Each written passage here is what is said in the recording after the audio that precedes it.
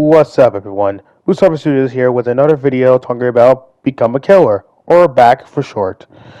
I actually planned to make a video about this particular killer for a while now, but I never got into it until, I finally decided to make a video talking about this particular killer. Um, this killer that I'm going to be talking about this time is none other than the robot, who is one of the more cheaper killers as well. So, what is Robot? What is his kit and what are his stats? Well, let's talk about the first things first before we get to the main point of this character. So, Robot costs 2,500 points along with the Rake and Baldy. Despite costing cheap, he is really strong. I'll explain in a moment. So, let's talk about his stats.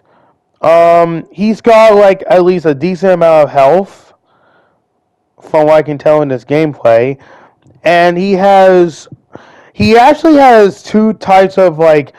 He actually normally has like 40 sprint speed.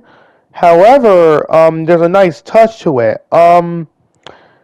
Considering the robot only has one ability, which is his attack. Normally he has 40 sprint speed, but we'll get into his extra thing in a moment. So, since we're already done talking about his stats, let's talk about how Robot works and what he's capable of. So, Robot only has one ability, which is his attack. When he swings his arms, he actually deals a decent amount of damage. Like, basically the same amount of damage as like Jason, but like significantly better. And it's insane. He can like three-shot most of the weaker survivors most likely. And not only that, 40 sprint speed. However, there's a nice touch to it.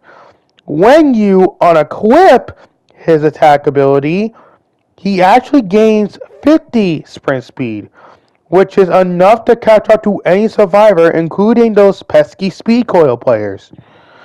However, you can't attack because, that's like his passive state. So he pretty much has a state ability. He's pretty much like a state sort of killer. When he's in his attacking state, he only runs at 40 sprint speed, but when his passive state is 50.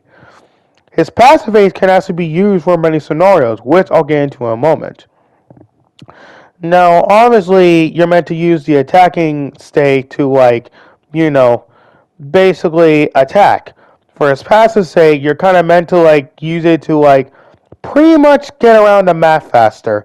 Or, even in better situations, you can use his passive state to get away from situations where you normally would die as the killer. But considering he moves extremely fast in his passive state, he is bound to get away from any scenario you can end up in as him.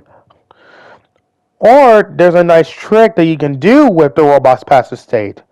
Normally, Robot can't really catch up to speed coils in his attack mode, but there's a nice trick you can do with his passive state. What you do with his passive state is that you can simply run and chase after the speed coil player until you get in front of them. Once you get in front of them enough, at least run over them, you immediately switch to your attacking mode and then you immediately attack them to deal damage. This is a good strategy to do with his passive state. However, it's very counterable because all the speed coil player has to do is just simply unequip, run the other way. Or if they're worried about getting hit, which again, he can only attack in his attacking state, just simply unequip the speed coil, then jump over the robot, and then equip the speed coil again. So there is some counterplay to that strategy alone. But why is he so strong, despite being one of the cheaper killers?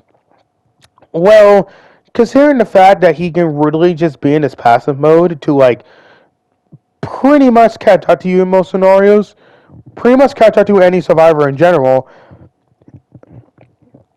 because normally as any other killer with 40 sprint speed, like Jason for example, usually survivors can easily outrun them and such, even without a speed coil, they can somewhat outrun them in a way. With Robot, he can easily catch up to them and definitely just, go to his attacking state and just screw him up, you know? And again, if you're really good with robot, you can use the strategy I mentioned, where like you pretty much have to stay in passive mode, and if you get in front of the speed coil player, immediately switch to his attacking mode and immediately attack to damage them. And considering he deals the same amount of damage as Jason, which keep in mind, Jason is already a strong killer on his own, considering he's the best free character in the game. Jason's cooldown attack is, it's kind of spammable, but it has a cooldown.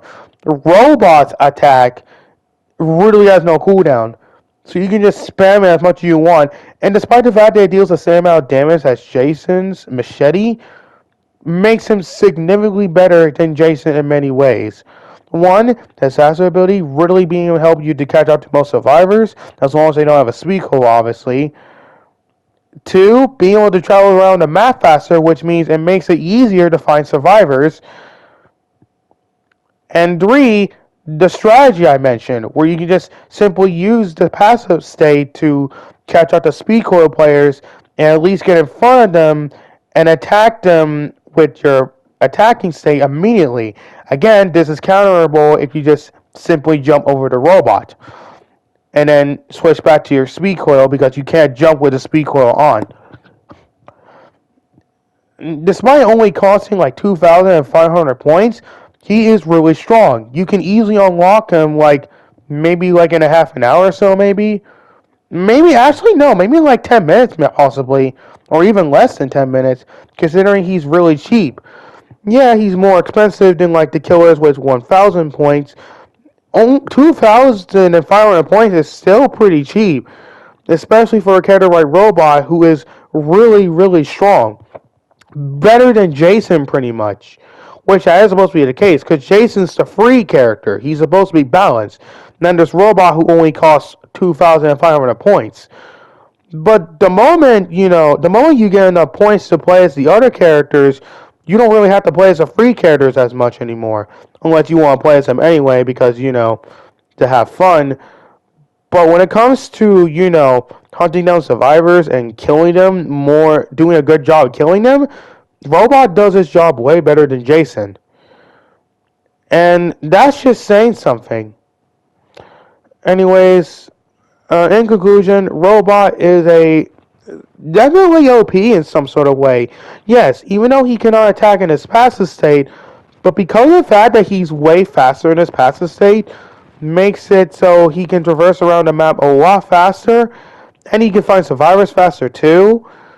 And considering knowing that survivors tend to reveal themselves by just, most of the time firing their freaking guns at the killers, it's easier to hunt them down because you're just really fast in the passive state. Once you reset them, you can go ahead and switch to your, attacking state and, of course, attack them. Unless they have a speed coil and you decide to leave them alone. Unless you know the strategy that I brought up. We can just use the passive state to catch up to the speed coil player. And if you run to the front side of the speed coil player while they're running, just immediately switch to his attacking mode and then immediately hit them to deal shit ton of damage. But then again, most casual players won't know that strategy unless they're really good at the game. Considering my experience of how good I got at the game, yeah, dude, that strategy is pretty busted. So even speed coil players are kind of fucked in a way.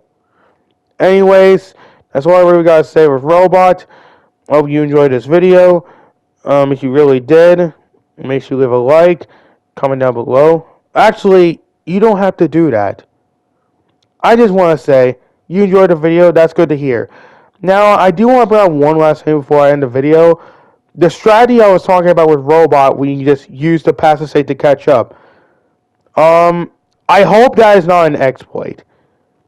Because I think it's like a tech or strategy you can do, but if it really is an exploit, my apologies, Harry Rogue. Please don't ban me. I didn't know. I thought it was a strategy. Then again, I don't know. Unless Harry Rogue or any of the other devs told me. But other than that, that's all I gotta say. I'll see you guys next time.